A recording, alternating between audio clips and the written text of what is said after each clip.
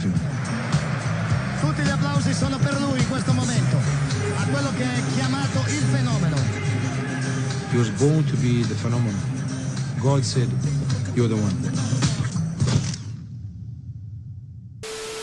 Yes, peoples, welcome to Outrageous TV. Genie here, and today I'm doing a special on Ronaldo Nazario, also known as R9. Yes, now, he is one of my favorite players of all time. Scratch that. No, he is my favorite player of all time. And if you've watched my previous video on R9, the video of everyone talking about him, thank you for the love on that video. It's almost at like 170K. Like, thank you, man. Like, I never expected that for a small channel like mine. Those numbers, are you crazy? But anyone can put together a compilation video, but does anyone ever talk about what he actually means to them? And today I'm gonna do that in a special way, making it more personal, what he means to me, how I became to know of him, and the impact he's had on my life and my footballing journey. I'm trying to get to 1,000 subs by the end of the year, and hopefully you guys can help me out. You guys have been tremendous so far, so keep sending, keep clicking, keep watching. I appreciate it. Let's start the show. Piece of control by Regis. Oh, what a great shot! Oh, Cyril Regis. Now, first and foremost, if you didn't know already, my dad is Cyril Regis. That's him, right there, that big fella, right there. My dad was a professional football player, played for the likes of West Brom, Aston Villa, Wolves, and even played for England. And growing up, to me, there was no superior to my dad. My dad was my favorite player of all time. Walford's header. Here's Robertson. Regis taking it well on the chest, and a lovely piece of control by Regis. Oh, and what a great shot! Oh, one of the goals of the season. Cyril Regis.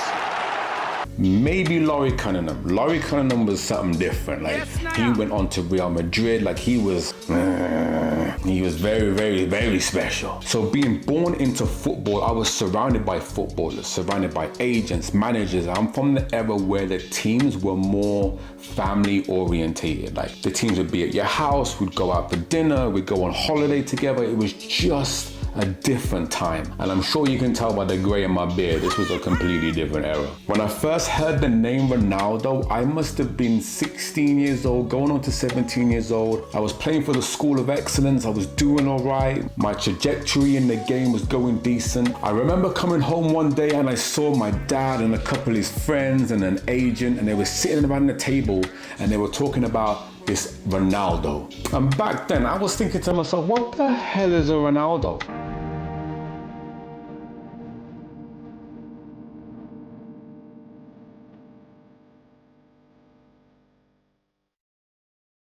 And I wasn't paying them no mind. I went to the fridge and I kept hearing talking about this kid, Ronaldo, this Ronaldo, this, Ronaldo, that, PSV.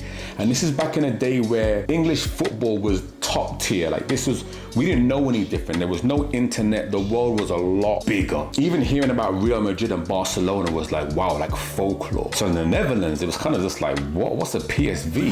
What's a Ronaldo? And to be honest with you, I thought it was a team at first. I didn't pay it too much mind. I sat with them and I heard them talk, and I remember thinking, if these guys that are in the top flight of football are talking about this kid at this level, speaking so highly of him, he must be something spectacular. I want to say about a year goes by, or maybe two, I can't remember, and there was a magazine, and this is back when magazines were the thing. You'd read about certain things, and I saw the name Ronaldo, and I was like, whoa, this must be the guy they're talking about. He had the baby face and he had a gap tooth. Now, growing up, I used to have a gap tooth, so I was like, oh, this guy's like me. Like, all right, cool, I can dig it. Denk je nog wel eens aan Nederland? Ja, denk het. En PSV ook. Wat was het leukste van Nederland, als je terugdenkt? Bij Gewoon vriend. van het land? Vrienden, gewoon veel vrienden. Wat heb je geleerd? Van die suffe Nederlanders met de appelmoes en de spruitjes? Ja, is moeilijk om te zeggen, maar ik heb veel geleerd. And in the magazine, they were talking about him going to Barcelona, and I thought, okay, so this is not a joke. Like, this is not folklore. Like, this is something serious. When he went to Barcelona, I remember me and my cousins were like, yo, this guy Ronaldo is doing serious bits.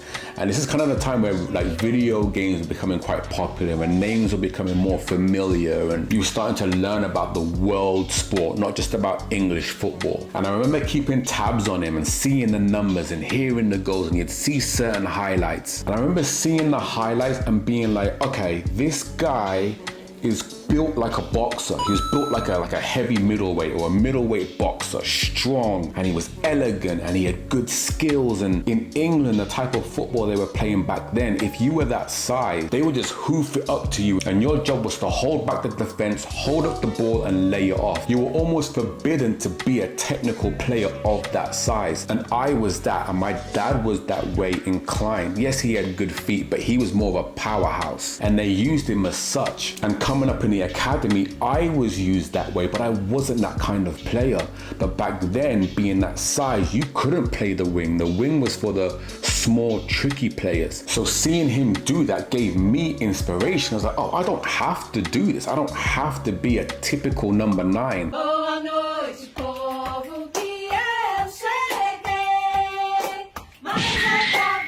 Now, mind you, again, I think I left this out. My dad was the number 9. I was the number 9. My cousin was a number 9. I have uncles in my family that had played pro and their numbers were number 9.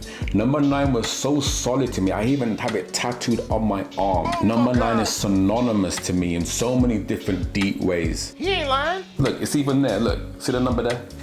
See this right here? Now, it wasn't until he went on to Inter Milan is where I truly got to see the magic for myself. Yes, now, if you're from England, you'll remember this well. Channel 4 Sunday mornings, they had Football Italia. And that was like our match of the day for football.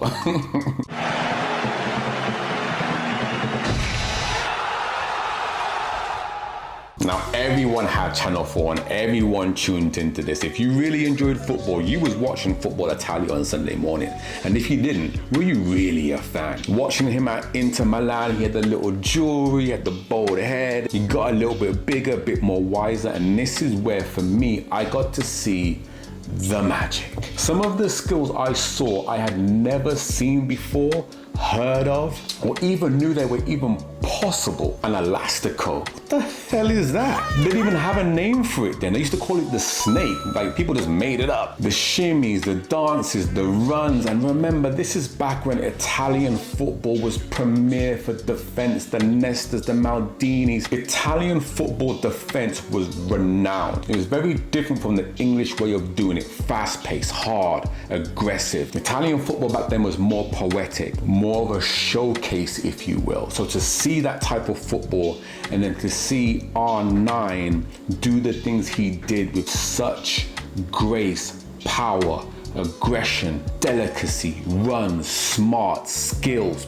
pace, power. Now, this isn't a history lesson on his career and his numbers. All of that, I can do that another time, and I will, trust me, I will. Also, stay tuned. Towards the end of the video, I am going to show you my favorite skill and my favorite goal from R9 of all time. So stay tuned to the end. Like, I got you. You're gonna want to see this. Now, mind you, this is the time that Ronaldo got hurt at Inter, and I remember seeing it on TV a Sunday morning, and I remember feeling very emotional. I was distraught, and I'll be honest with you, I cannot watch that video to this day. I just cannot. I loved R9 so much at this point. Like, he gave me inspiration. I had literally fallen out of love with football. Been playing football since I was a kid, being born into football. I had fallen out of love with it because I wasn't able to play the style or the position that I really wanted to. So I kind of walked away from football. Because if you don't know as a fan that football is a business, like once you cross that line, the game changes so much. The freedom, the ability to express yourself isn't there like it should be. And there's many reasons for that. Money, expectations, trophies, style of play, management. Like, it's a whole thing. Like, people don't really know what go on in there. But the way he played just had this childlike way. And he played like a child. He played like he didn't care. Yet he was getting the results. Yes, he was getting the goals. The guy was breaking down goalkeepers for fun. Now at this point, I'd given up on football. I was tired of it. I was tired of playing in the positions. I was tired of doing the rigmarole. But watching him gave me hope, and it gave me inspiration in such a way that I needed.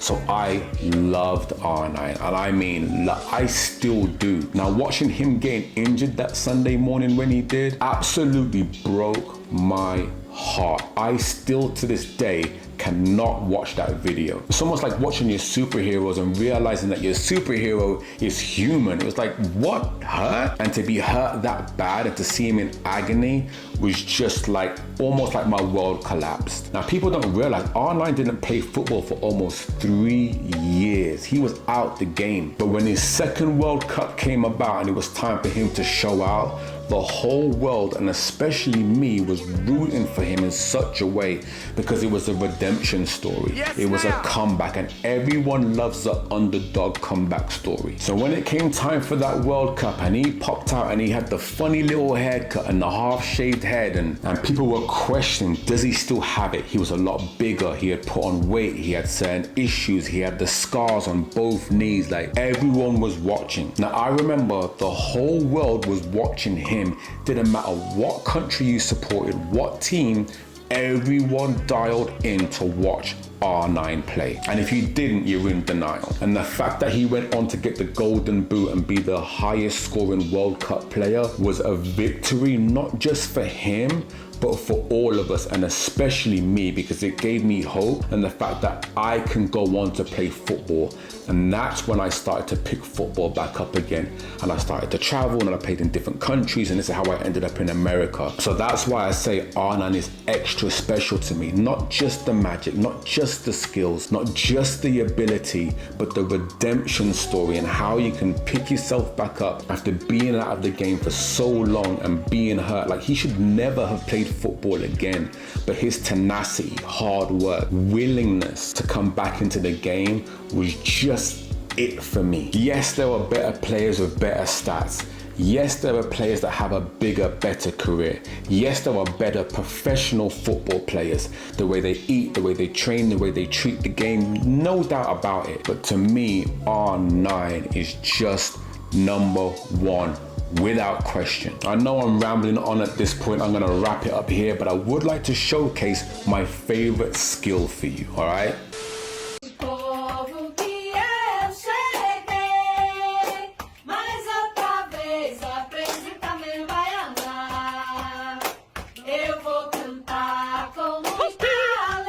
Oh my God. I don't care how many times I've seen this skill. It blows my mind. Now you have to remember, watching this at them young ages, no one had ever done anything like that before. Yes, the elastico was mesmerizing, but to be able to dance around Italian players the way he did, and yes, it was a foul. There was a big debate for years, like, oh, he didn't get fouled, he flopped. No, if you watch it closely, he was clipped on his back heel. In my opinion, football is art. 40-yard pingers, that's art. A nutmeg is art. What he just did in this video is simply art. And to be his size under that pressure, going against pros, we ain't talking about little kids at the nursery school right here. If anyone wants to know what Tekers is, show them this video. This is technical ability at its finest. Yes, now let's move on to the goal. Now I tried to be a little different, but I just couldn't. We all know it's going to be the Compostela goal. Now let's be honest with ourselves here. That goal is the epitome, and it epitomizes R9 to the T. Run the video. Cap després de la genialitat de Ronaldo. El brasiler recupera una pilota al mig del camp. Miren de fer-lo caure, però ell segueix endavant amb una velocitat diabòlica. Good thighs, and he had a good physique, and he was very quick, very, very quick. Muy rápido, muy, muy rápido. I quan arriba a la frontal no té pietat de res ni ningú. En el programa Recorda Míster d'aquesta casa, el tècnic britànic ens explicava la seva admiració per la nova perla brasilera. And he could dribble, and he could feint, and double feint, and he had this acceleration. like a Ferrari. Ràpid com un Ferrari, deia l'entrenador, i precís com una escopeta de campionat. Arribar fins a la porteria que defensava Fernando semblava missió impossible després de veure com els adversaris feien tot el que estava a les seves mans per evitar-ho. Però quan Ronaldo ja s'havia fixat l'objectiu de marcar, ja no hi havia qui el pogués aturar. Després de fer el gol va rebre el petonet tradicional de l'or en blanc a la closca i l'ovació d'un multiusos de Lázaro. Oh my God, I just can't get enough of this. I cannot count the amount of times I've watched this goal. It would be impossible. Anyone ever ask why you love R9 or why you love football or what makes him so special? This goal right here explains the magic in every component you can think of. Speed, pace, agility, peripheral vision, tenacity, speed, great feet, great vision, and able to slow himself down and slot the goal in a precise manner. This goal has every element of a great number 9 in one foul swoop. What is there not to like about this guy, man? The guy was always smiling, he was happy, he was never a mean person. I don't remember even seeing him get a red card. And even in his bigger years, when he was a bit fluffier, the kid could play. Oh my, come on, stop it.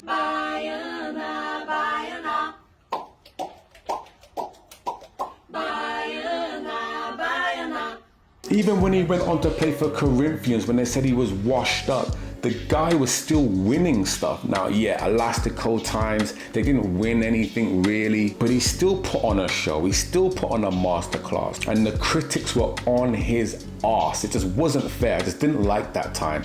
And I'm a big Real Madrid fan because my godfather, Laurie Cunningham, he played there and I got to witness and see the importance of what it's like to play for big Real Madrid, the Bernabeu. I got to see it from a different angle. I've missed out so many components, but I'm rambling on. I've got to wrap it up. Hopefully you've enjoyed my story. If you have a favorite moment from R9 or a favorite goal, let me know in the comment section. I would love to read it. If you love R9 as much as I do, like the video and share it onto someone else. I would really appreciate it. Stay focused, stay blessed, lick 'em all.